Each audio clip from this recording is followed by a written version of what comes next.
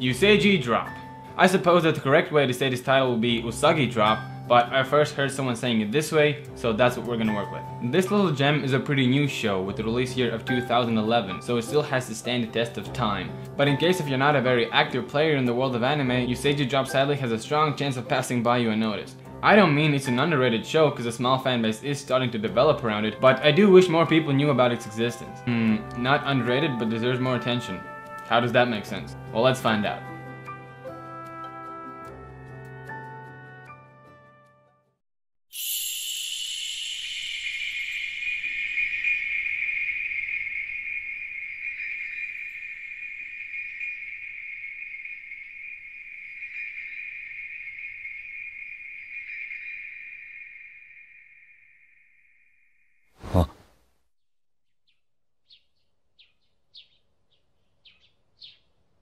Usagi Drop has the simple structure of being episodic, which means that there is a first episode which introduces you to the basic setup, and after that you could watch the episodes in whatever order you desire with fairly little confusion. These kind of shows are pretty cool because they're immune to spoilers, so I don't have to worry too much about what I can and can't say. So the basic setup. Daiguchi Kawachi is a guy. Yep, the characters are not very deep in this anime. A guy who comes from a typical Japanese family which has just been struck by a tragedy. The death of Daiguchi's grandfather, Hisao Kawachi.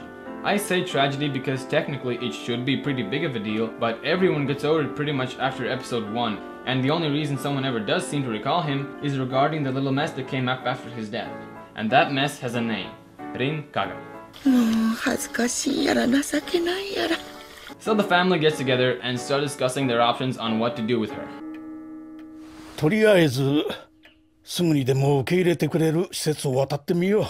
So they put Rin in an orphanage and Daiguchi follows his lifelong dream of becoming a boxer. Yes, this is a sports anime. No, of course he steps up and offers the little lonely thing a place to stay. Rin! 俺んち来るか?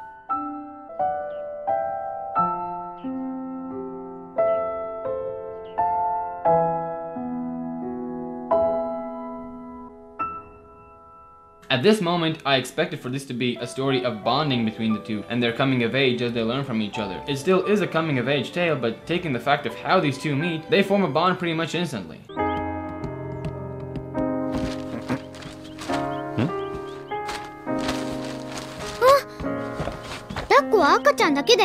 Ah?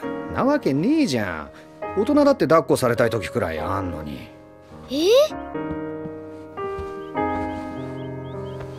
別に抱っこくらいいつまででもしてやるよ。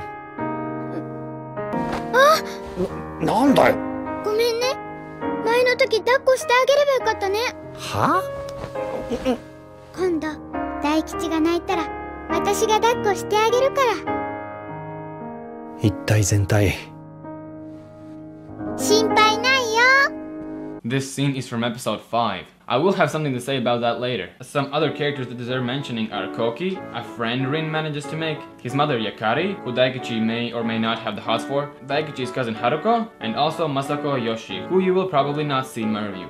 But honestly said, this is a story about Daiguchi and Rin. This guy is in the most comfortable place in his life. He has a good job, he lives alone, and he doesn't even have a girlfriend. But here, despite everyone else arguing how crazy it is, he takes in a little girl who is probably in the most difficult position a child can be in. Her father has died and her mother took off, so she's forced upon some relatives that don't want anything to do with her. Fate brings these two together, and soon they'll both realize that together is how they will be the happiest.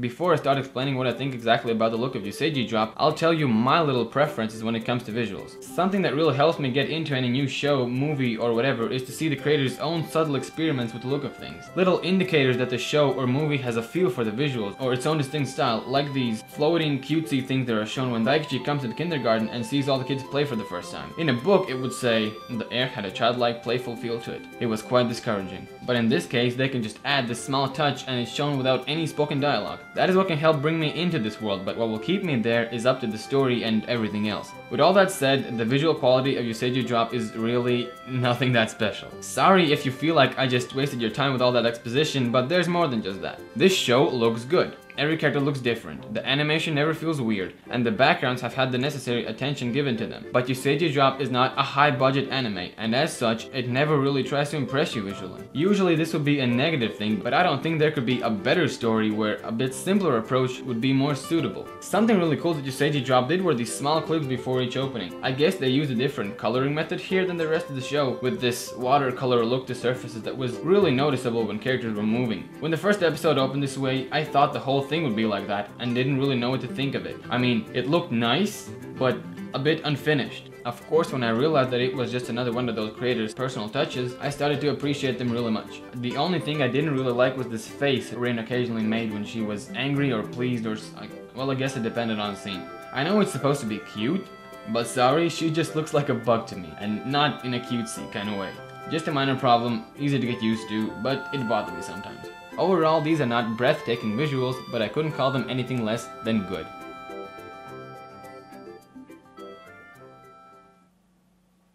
The music in Usagi Drop for the most part is also quite simple and lighthearted, but then there comes this opening.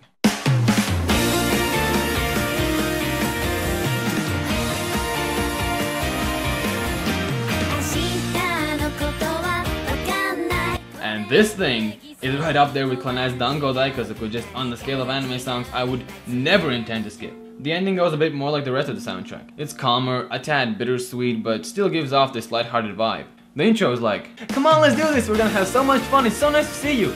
But the outro is more like, well, it's sad to see you go, but we hope to meet you again soon. Bye. And that's exactly what it feels like in both cases, so good job there. The music in Usagi Drop, thumbs up.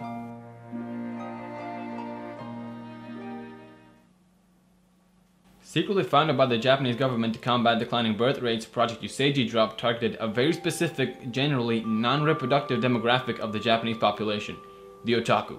At the core of the project was an 11-episode television series that was specifically designed to arouse hibernating paternal instincts.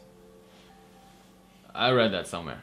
And so I can't really say it for a fact, but if that truly was the show's real intention, did it work on me? Not exactly, I must say.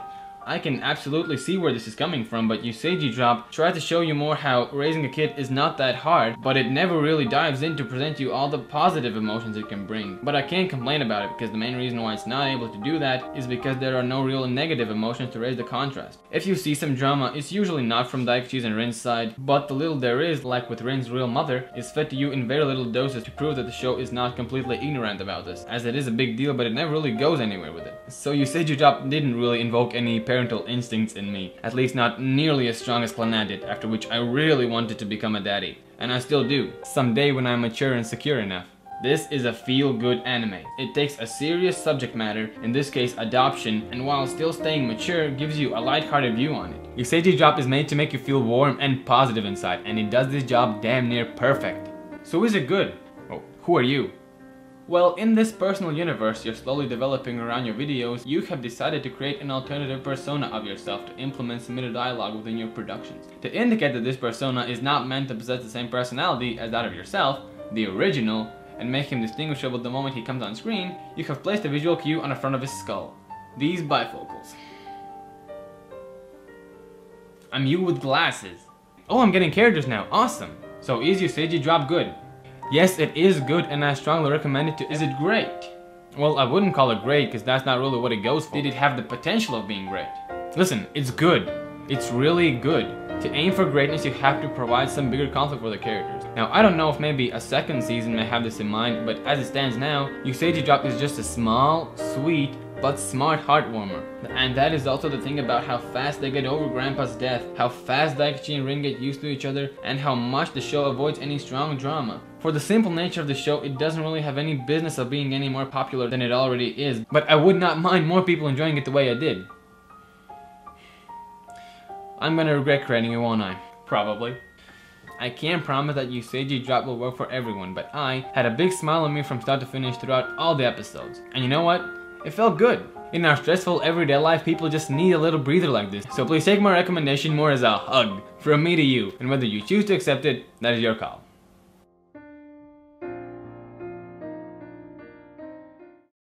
Usagi Drop strikes the perfect spot where it manages to stay mature without being overly serious, and I can't think of a better example that has managed to do this. This show has set only one goal for itself.